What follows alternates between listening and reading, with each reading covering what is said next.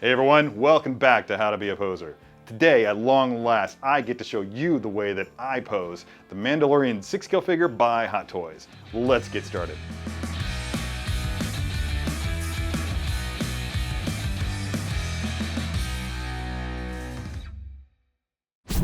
Alright, here it is, the Mandalorian Sixth Scale Figure by Hot Toys. Still in his box, exactly the way he's going to come to you. Comes with a gorgeous costume reminiscent of the first two episodes of the season, his signature weapons, an assortment of hands, tracking fob, and a trophy Stormtrooper helmet. Can't wait to see what I can do with all this stuff, so let's get rolling. Alright, here he is, the Hot Toys Mandalorian Sixth Scale Figure, featuring the character in his costume he was wearing when we originally saw him in the first episode. Sort of. This pauldron he doesn't get until later on. Now what I want to do today is just try to imagine that I'm telling a story of the Mandalorian before the first episode of the show. That means I need to put this pauldron back on him, which I suspect, it looks like it comes from a shore trooper, doesn't it? Alright, so that's figure dressing number 1 for this particular pose that I have in mind. Dressing part 2 is this little guy right here. I want to get that mine in there. I want him fully ready to go, like he's just getting into a fight, not like he's been in one. Keep your eye on these guys. I just noticed that they're actually in this configuration in virtually every scene in The Mandalorian. That includes in season 2. I'm looking at this helmet here, and when you get it out of the box, it may be in like a weird configuration. It might just be, and that's just how it's going to happen while it's in shipping. They throw these things together, put them in the box as best they can, and then they make the long journey to you.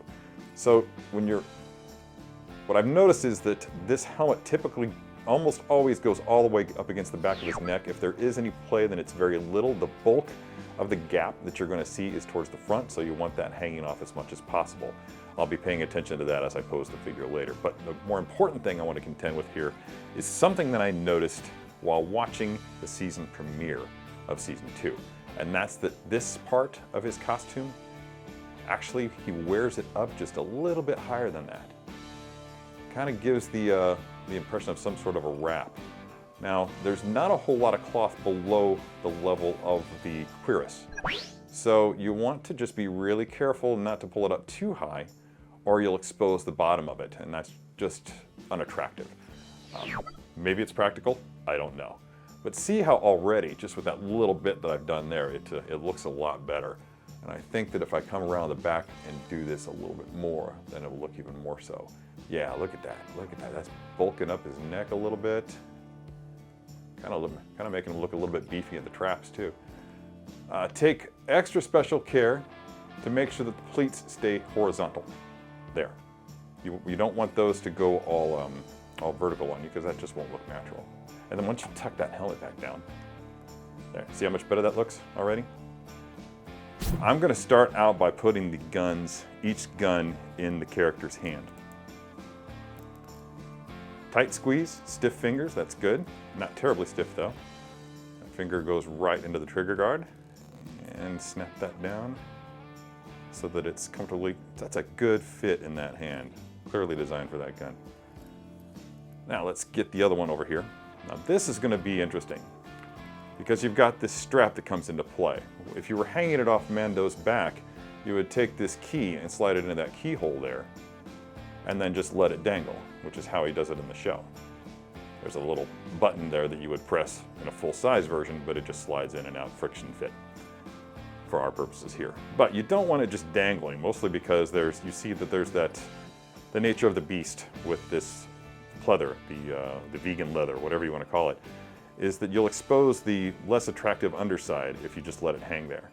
So what I noticed him doing in the show is that he'll take this strap and wrap it around the gun while he's holding it. So that provides you with a perfect opportunity to hide that issue. So let's make that happen here. I'm going to slide this hand, wrap it around the stock, get that trigger into the trigger guard, grab this strap, pull it not terribly tight, just tight enough, and then you can tuck it down into that finger, maybe take your fingernail in there and pull that finger out just enough to get it into his hand, and then there it is, all nice and attractive, just like he wields it. look at the scene with the remnant troopers and you'll see what I'm talking about. Now that the guns are in place, let's go ahead and put the appropriate hands onto the figure itself. Now I'm going to grab this arm with a couple of fingers, sort of, and kind of pull up on that vambrace just to help me expose the peg a little bit more so that I can get plenty of play in there. Let's see, and that's going to move up and down just the way I like it. That's good. Let's make sure this is wrapped around. This top part needs to align with the top part of his hand at all times. So just got to pay attention to that later on down the line. This wrist peg will come all the way out. Look at that. Get that peg into the pistol grip. And again, I just want to make sure that these are ratcheted pegs. That's kind of cool.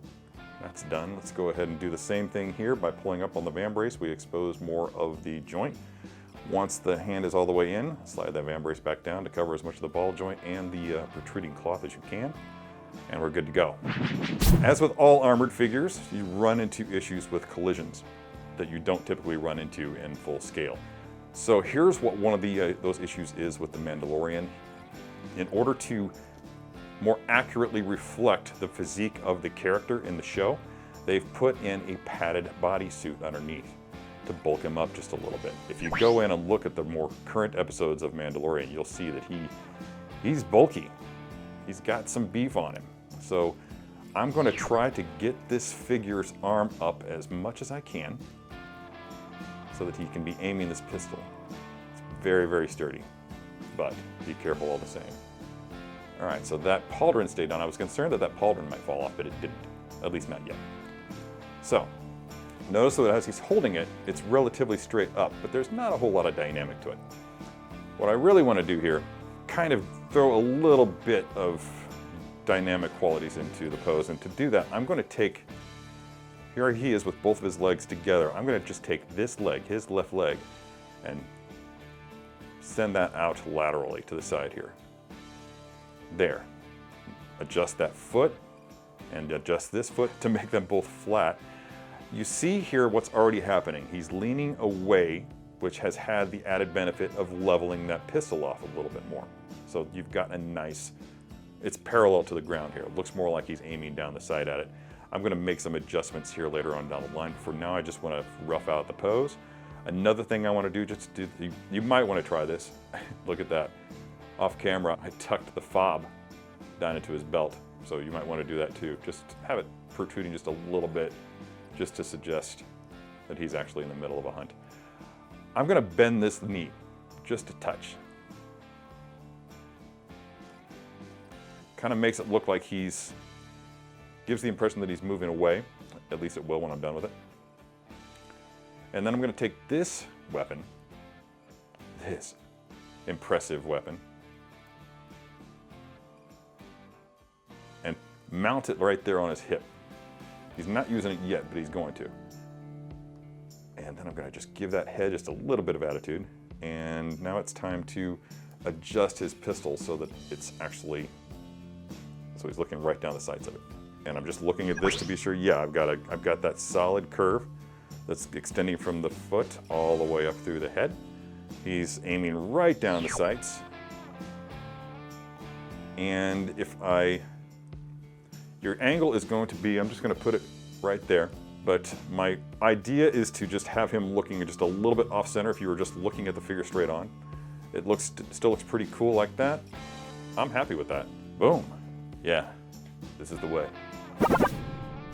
If you're looking for inspiration while posing this figure, consider using the same source material that inspired the creators of the show.